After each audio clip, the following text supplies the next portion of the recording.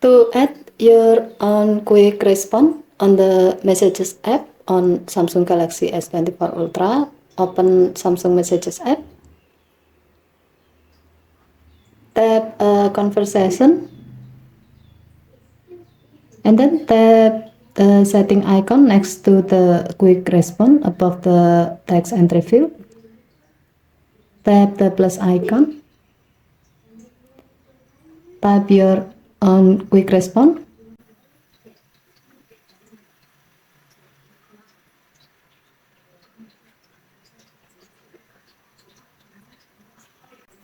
and then tap save button to add your quick response to the list.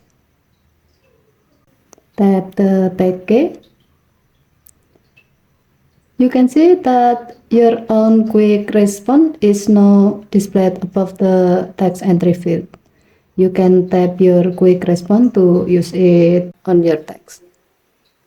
Okay, thank you for watching. Please help to like and subscribe. Have a nice day.